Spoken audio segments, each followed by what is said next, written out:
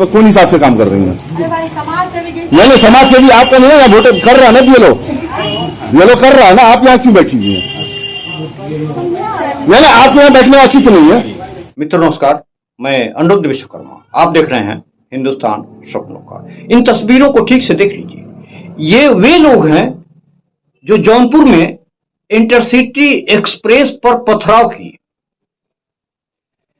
ऐसे बेशर्मों को जब तक कानून कठोर से कठोर सजा नहीं देती है, तब तक ऐसे उपद्रवी सुधरने का नाम नहीं लेते हैं। इनकी संख्या 10 थी जो जौनपुर में एक्सप्रेस ट्रेन पर जम करके पत्थरबाजी किया। गिरफ्तार लोगों में जौनपुर जिले के रहने वाले रोहित, शशिकांत, अखिलेश, सागर, शुभम, कृष्णा, संकेत, प्रिंस बिंद और पवन शामिल है। सोच सकते हैं ऐसे लोग समाज में किस तरह से गंदगी फैला रहे हैं, किस तरह से सांप्रदायिक सौहार्द बिगाड़ने की कोशिश कर रहे हैं। मित्रों, बारिश का समय है, पूरा प्रदेश बारिश से तबाह है। कहीं कहीं बाढ़ जैसी स्थिति उत्पन्न हो गई है। जिला अस्पतालों में कई जगहों पे बाढ़ आ गया है। कई जगहों पे थाना परिसर में, एसपी दफ्तर में बाढ़ जैसी स्थिति आ गई है। महोबा में बिरमा नदी का पानी उफान पर है। 5 गांवों में बाढ़ जैसी भयावह स्थिति उत्पन्न हो गई है। ग्रामीणों ने पानी में उतर करके प्रदर्शन किया, अधिकारियों से संपर्क किया कि मार्ग सही किया जाए ताकि यहां की स्थिति, जो लोगों की दिनचर्या है, उसमें सुधार हो सके। एसडीएम मौके पर पहुंच करके लोगों को आश्वासन दिए कि बहुत जल्द सड़कों की स्थिति को सुधार दिया जाएगा। बाढ़ जैसी भयावह स्थिति का सामना आप लोगों को नहीं करना पड़ेगा। इटावा में भी ट्रामा सेंटर में पानी भर गया है। सोच सकते हैं, ट्रामा सेंटर जो चिकित्सा का महत्वपूर्ण केंद्र है, जहां इमरजेंसी मरीजों को भर्ती किया जाए।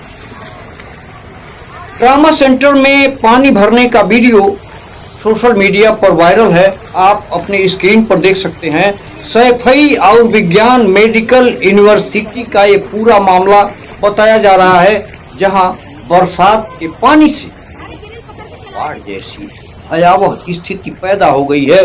लेकिन एक बात जरूर हम कहना चाहेंगे कि बरसात के पहले जिलाधिकारी, लेखपाल, कानगो, तमाम वरिष्ठ अधिकारी बाढ़ से निपटने के लिए बैठक योजनाएं बनाते हैं कि इस बरसात में यदि बाढ़ आती है तो किस तरह से निपटा जाएगा। लेकिन उस बैठक का फोटो अखबार में छप जाता है, चैनलों पर चल जाता है, लेकिन बाढ़ आने का जो मुख्य कारण है, जो बंधे हैं, उनकी मरम्मत नहीं की जाती। यदि बाढ़ आने के कारणों को दुरुस्त कर दिया जाए तो बाढ़ से निजात पाया जा सकता है। जब बाढ़ आ जाता है तो जिला अधिकारी, एसडीएम और तमाम आला अफसर वहां पहुंचते हैं, फोटो खिंचवाते हैं, वीडियो बनवाते हैं, चैनलों पर चलता है, अखबार में चलता है। लेकिन बाढ़ पुनः न आए, अगले साल लोगों को बाढ़ से दिक्कतों का सामना न करना पड़े, इसकी जो प्रक्रिया है वो फाइलों में, कागजों में सिमट करके रहे। देश का जवान सरहद पर आतंकवादी हमले में मारा जाता है। देश का किसान असुविधाओं से ग्रस्त होकर के आत्महत्या करने के लिए मजबूर। घटना महराजगंज की है, जहां खाद न मिलने के कारण किसान सड़क जाम कर। इन तस्वीरों को ठीक से देख लीजिए। किसी की सरकार आती है तो वह कहता है कि हम किसानों के हित में सर्वश्रेष्ठ काम करते हैं, किसानों की सुविधा के लिए बेहतर काम करते हैं ताकि किसानों की आय को दुगना किया जा सके। लेकिन सरकारें आती हैं जाती हैं, व्यवस्थाएं यथावत रहती हैं। किसानों के आय की दुगनी की बात आप करते हैं, किसानों की लागत निकल जाए वही बहुत बड़ी बात है। किसान जो सरकार की नीतियां हैं, वो नीतियां किसान के लिए बिल्कुल ही किसान हित में नहीं है। खादों के दाम को कह लीजिए किस तरह से बढ़ा दिया गया है। यूरिया जो 50 केजी का आता था आज 45 केजी का आ रहा है। दामों में करीब करीब 5-10 रुपए का अंतर। किसानों के लिए जो कीटनाशक दवाएं आती हैं उसके दाम को दुगना कर दिया गया है। और आप कहते हैं कि आप किसान हितैषी हैं, किसान हित में काम करते हैं, किसानों के आय को दुगनी करना चाहते हैं। यही विडंबना है। मित्रों, बिहार में विधानसभा चुनाव होने हैं। चुनाव बहुत ही जल्दी होने हैं, 2-4 महीने में। इसलिए वहां काफी कुछ चुनावों को लेकर के वीडियो सामने आ रहे हैं, न्यूज सामने आ रहे हैं। मतदाताओं के जो नाम है मतदाता सूची में डालने के लिए बीएलओ पैसे ले रहा है। इसी के खिलाफ वहां राजनीतिक दल से लेकर के कुछ पत्रकार आवाज उठाना शुरू कर दिए हैं।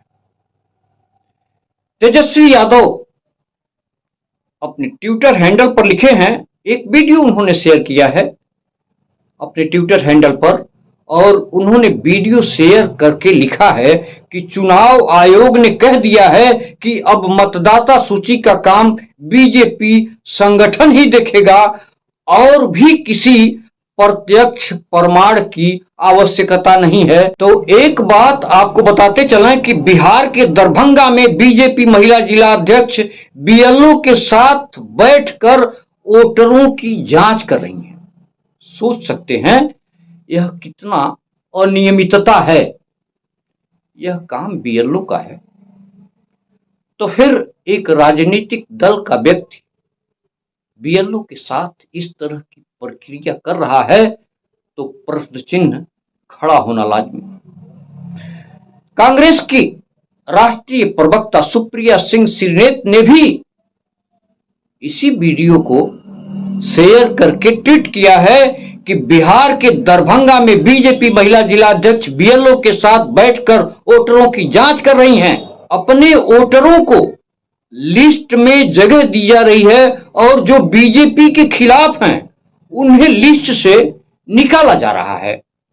आगे उन्होंने लिखा है कि यह है चुनाव आयोग का स्पेशल इंटेंसिव रिवीजन, जहां बीजेपी वोटरों की छटाई कर रही है। तो ये वीडियो जरा एक बार आप सुन लीजिए। मैडम, आप हमको जरा बताइए कि आप किस हैसियत से यहाँ पर काम कर रही हैं? आप यहाँ पर कौन हिसाब से काम कर रही हैं? नहीं, समाज सेवी आपका नहीं है, यहाँ वोट कर रहा है ना बीएलओ कर रहा है ना। आप यहाँ क्यों बैठी हुई हैं? नहीं, आपके यहाँ बैठने वाला उचित नहीं है। शिकायत हो रहा है ना, लोग कंप्लेन कर रहा है। भैया यहाँ का बीएलओ कैसे हम पूछे? वहाँ आरजेडी वाला दिखा दीजिए। कहाँ है ये बिना मतलब की बात? आप क्यों बैठी हुई है? आपको नहीं बैठना चाहिए ना। आप भाजपा की महिला जिला अध्यक्ष, आपको यहाँ नहीं बैठना है। अरे नहीं, आप नहीं बैठे हो ना, बीएलओ काम करे कि आप कीजिएगा काम। नहीं, आपको यहाँ नहीं बैठना है, ये गलत काम आप कर रही है। जो पार्टी सत्ता में है उस पार्टी का जिलाध्यक्ष, उस पार्टी का कार्यकर्ता बीएलओ के साथ बैठ करके मतदाता सूची की निगरानी करे तो निश्चित ही चुनाव आयोग के साथ साथ नीतीश सरकार पर प्रश्न चिन्ह खड़ा होगा। मित्रों, इसी से अपनी बात समाप्त करता हूं।